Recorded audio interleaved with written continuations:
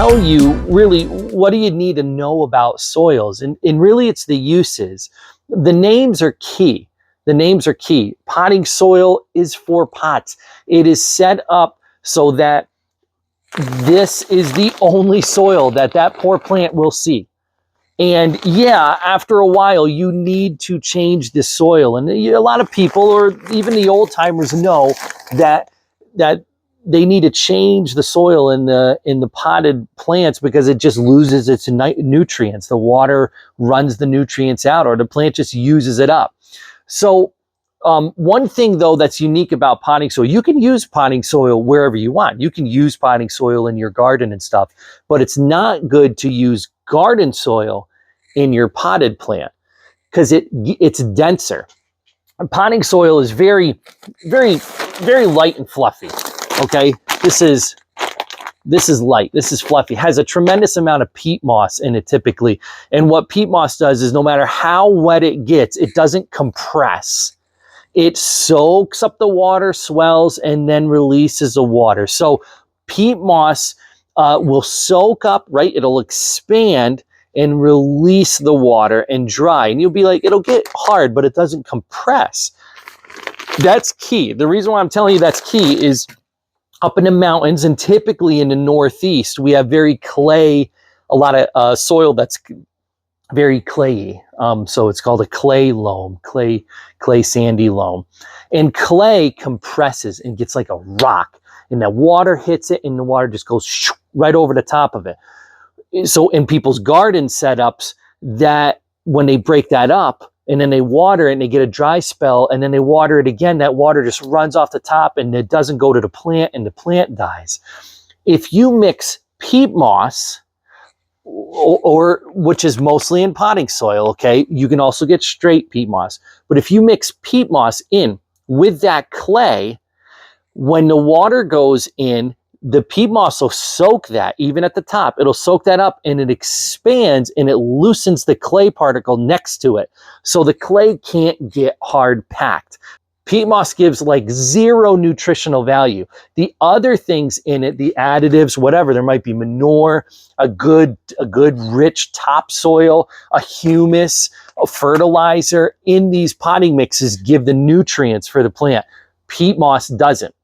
So if you're using a raised bed, which is super popular now, these garden soils that are in there, an organic raised bed garden soil or a regular garden soil, they're denser, but they don't have as much clay. So you don't have to worry about them compacting like you would clay. Typically, you don't need to add much peat moss, maybe a little bit, but not much. These garden soils, these raised bed garden soils, are meant to be added on the top and just turned in.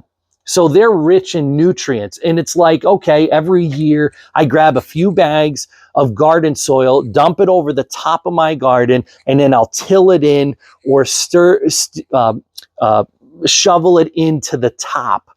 Okay. And then the nutrients leaches down in. If people are building a garden for the first time, put your cheapest soil on the bottom and then the rich stuff on top, because as you water, the nutrients goes down through. Plus, where are the roots? The roots are at the top. The roots are at the top, right, with the plant. They're not way down. These aren't trees we're growing. Okay, it's just a garden. So I'm going through a whole bunch, but let me just kind of regroup here. Potting soil, just like fertilizer, organic or regular, which one? People might be really picky. If it's just a flower or a pretty tree, encourage them to just do regular natural fertilizers. Really no need for organic. Natural fertilizers also are always stronger and more efficient. The organic stuff is cleaner, but it's not as efficient. It's not as strong. That goes for fertilizers too. Then when you go to, I was trying to see if I had anything else down here, different little additives. There's a whole bunch of custom soils inside. Typically won't have large bags of this outside in stock, but you have like an orchid potting mix. This is super unique for orchids. It's kind of barky, tropical potting mix, completely different setup. pH is unique. African violet mix. These are things that are literally for pretty much that one type of plant, and that's it. You don't want to put them in anything else. But going back to your garden soils, topsoils. Topsoils are great. You can put them in anything. Usually, like, I guess, let me go back to this raised bed.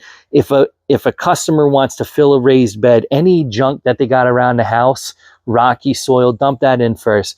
Then put in a filler, okay, like a topsoil, whatever the cheapest one is. As we get to that top 4, 5, 6 inches, you want to get a nice topsoil, maybe a humus, maybe a manure, definitely a garden soil blend, and mix that into the top, and they're going to have a killer garden at that point. Let's see, is there anything else? Outside what you're not seeing here, these garden soils, manures are great.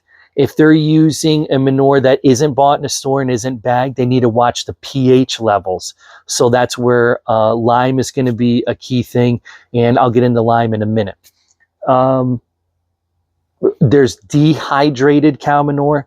That is regular cow manure after it's been processed, and then the moisture's taken out of it. It's condensed. It's stronger, has a stronger fertilizer strength to it, and they say it can burn. Boy, I wouldn't worry about the burn factor in dehydrated cow manure. It's a little mythical, but dehydrated cow manure is typically used for roses, things like that. People love it. I'm going fast through this stuff. Humus is just a nice, rich, think of a topsoil, but with kind of compost added to it, and then it's broken down. You get this nice, rich humus. There's different things like leaf compost, sometimes mushroom compost. They have unique areas. There's lots of unique soils. Read the packaging, read the labels. It sells itself. Yeah, that's pretty much it. Read those packages if you have questions. Okay, thanks, guys.